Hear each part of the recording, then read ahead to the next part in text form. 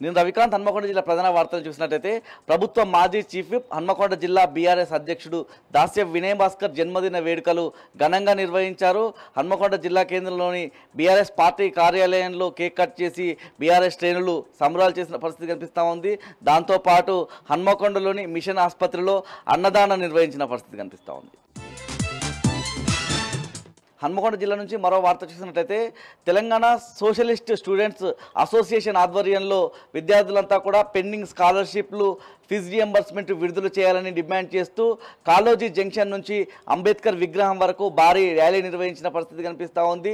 11 నెలల కాంగ్రెస్ ప్రభుత్వ కాలంలో ₹1 అంటే ₹1 కూడా నిధులు విడుదల చేయలేదని చెప్పి వాళ్ళంతా చెప్తా ఉన్న పరిస్థితి. ముఖ్యంగా CM Revanth Reddy SC ST BC మైనార్టీల జీవితాలతో చెలగాట మాడుతూ ఉన్నారని చెప్పి వాళ్ళంతా కూడా చెప్పిన పరిస్థితి కనిపిస్తూ ఉంది. మరోవైపు చిత్తశుద్ధి ఉంటే వెంటనే ఫీజు రియంబర్స్మెంట్కు సంబంధించినటువంటి బకాయిలు అదేవిధంగా పెండింగ్ స్కాలర్షిప్లను వెంటనే విడుదల చేయాలని విద్యార్థి నాయకులు డిమాండ్ చేశారు.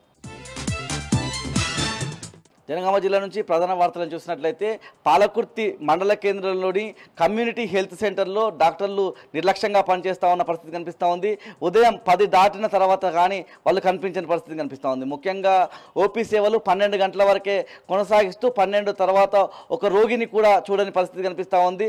వారంలో 7 రోజులు ఉంటే 2 రోజులు మాత్రమే డ్యూటీకి వస్తూ ఉన్నారని, మిగతా రోజులు కనిపించడం లేని అక్కడికి వచ్చినటువంటి రోగులు ఆవేదన వ్యక్తం చేస్తూ ఉన్నారు. ఇప్పటికైనా ప్రభుత్వం అక్కడ ఉన్నటువంటి స్థానిక ఎమ్మెల్యే పట్టించుకోవాలని వాళ్ళంతా కూడా తమ గోడు వెళ్ళబోసుకుంటున్నారు. జయశంకర్ భూపాలపల్లి జిల్లా ప్రధాన వార్తలను చూసినట్లయితే భూపాలపల్లిలోని సింగరేణి కాకతీయ ఓపెన్ కాస్ట్ 2వ ప్రాజెక్టు వద్ద గడ్డిగాని పల్లికి సంబంధించినటువంటి భూ నిర్వాసితులంతా కూడా ధర్నా నిర్వహించిన పరిస్థితి కనిపిస్తూ ఉంది. ముఖ్యంగా తమకు నష్టపరిహారం ఇప్పటి వరకు చెల్లించలేనిది, దాంతోపాటు బాంబ్ బ్లాస్టింగ్స్ జరిగితే తమ కుటుంబాలన్నీ ఆందోళనకు గురవుతూ ఉన్నాయని, వెంటనే నష్టపరిహారం చెల్లించడంతో పాటు తమనంతా కూడా వేరే ప్రాంతానికి షిఫ్ట్ చేయాలని వాళ్ళంతా డిమాండ్ చేస్తూ ఉన్నారు. తమ న్యాయపరమైనటువంటి డిమాండ్లను పరిష్కరించకపోతే మహాధర్నాను కొనసాగిస్తామని చెప్పి వాళ్ళంతా చెప్తా ఉన్న పరిస్థితి కనిపిస్తోంది.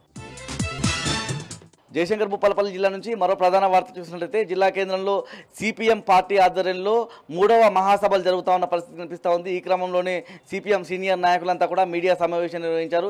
ఈ సందర్భంగా కాంగ్రెస్ ప్రభుత్వం వెంటనే 6 గ్యారంటీలను అమలు చేయాలని, దాంతోపాటు రాష్ట్రంలో గిడిసలు వేసుకున్నటువంటి పేద ప్రజలందరికీ కూడా ఇందిరమ్మ ఇండ్లను మంజూరు చేయాలని డిమాండ్ చేశారు. మరోవైపు సింగరేణిని వేలం వేస్తూ ఉన్నటువంటి కేంద్ర ప్రభుత్వం ఆ ఆలోచనను వెంటనే విరమించుకోవాలని సిపిఎం సీనియర్ నాయకులంతా కూడా డిమాండ్ చేశారు.